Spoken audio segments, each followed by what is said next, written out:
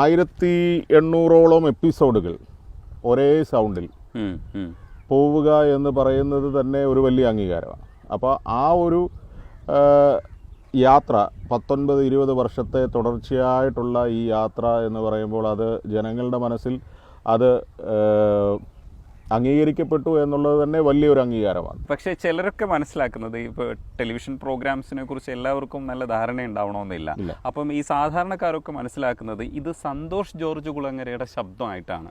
അത് അങ്ങനെ കേട്ടിട്ടില്ലേ? അങ്ങനെ ഇഷ്ടം പോലെ കാരണം ഈ കുറച്ച് നാളുകളെ ആയിട്ടുള്ളൂ. അത് ആദ്യം മുതൽ ഈ സഞ്ചാരത്തിൻ്റെ ക്രെഡിറ്റ് ലൈൻസ് പോകുമ്പോൾ വിവരണ മനീഷ് പുന്നൻ വീട്ടിൽ നിന്ന് പോകാറുണ്ട്. എന്നാൽ പലരും സന്തോഷ് സാറിൻ്റെ സൗണ്ടായിട്ട് അത് സന്തോഷ് സാർ തന്നെയാണ് പറയുന്നതെന്ന് പലരും മനസ്സിലാക്കിയിരിക്കുന്നത് അങ്ങനെയാണ്. ഈ വളരെ കുറച്ച് സമയമേ ആയിട്ടുള്ളൂ. അത് സന്തോഷ് സാർ ഉൾപ്പെടെ അദ്ദേഹം പല സ്റ്റേജിലും പറയാറുണ്ട് ആ സൗണ്ട് അനീഷാണ് എന്ന് അദ്ദേഹം തന്നെ പറഞ്ഞിട്ടുണ്ട്.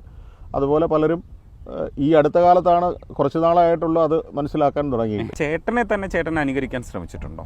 ഇല്ല അതില്ല. എൻ്റെ വോയിസിൽ പ്രധാനപ്പെട്ടതായിട്ട് ജനങ്ങൾക്ക് കിട്ടിയത്, എന്നെ ഐഡൻറ്റിഫൈ ചെയ്യാൻ കിട്ടിയത് സഞ്ചാരം തന്നെയാണ്.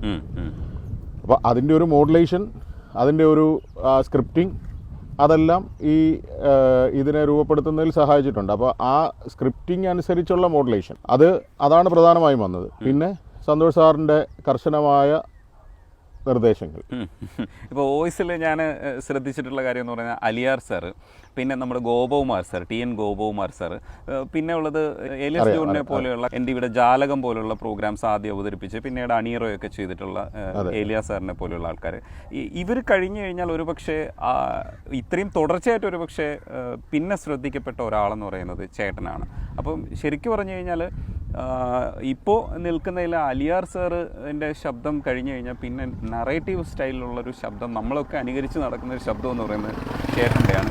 ചിലരൊക്കെ ചില സ്പൂഫുകളൊക്കെ ചെയ്യാൻ വേണ്ടിയിട്ടൊക്കെ ഈ ശബ്ദം ഉപയോഗിക്കുമ്പോൾ ആ ഒരു ഇത്രയും കാലത്തെ ഒരു സഞ്ചാരം ഉണ്ടാക്കിയ ഒരു ഡെപ്ത് വലുതാണ് അല്ലേ? തീർച്ചയായും. അത് എങ്ങനെ നോക്കിക്കാണുന്നു ആ പ്രോഗ്രാമിനെ കുറിച്ച്?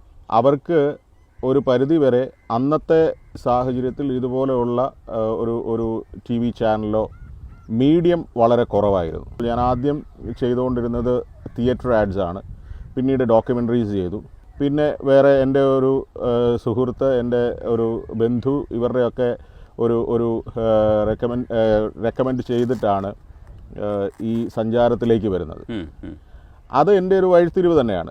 ഞാനൊരു തമാശയ്ക്ക് ചോദിച്ചാൽ, ഇപ്പോൾ സഞ്ചാരത്തിൻ്റെ മോഡലിൽ നമ്മുടെ ഈ ഇൻ്റർവ്യൂവിനെ കുറിച്ച് ചേട്ടനിപ്പോൾ ആദ്യം നറേറ്റ് ചെയ്തില്ലേ, അതേപോലെ ഒരു ചെറിയ ഒരു തമാശയ്ക്ക് നറേറ്റ് ചെയ്യാൻ പറയുകയാണെങ്കിൽ ഇപ്പോൾ പെട്ടെന്ന് മനസ്സിൽ വരുന്ന രീതിയിൽ അതൊന്ന് ആ ഒരു സഞ്ചാരത്തിൻ്റെ മൂഡിൽ ഈ കാര്യങ്ങളൊക്കെ ഒന്ന് പറയാൻ പറ്റുമോ?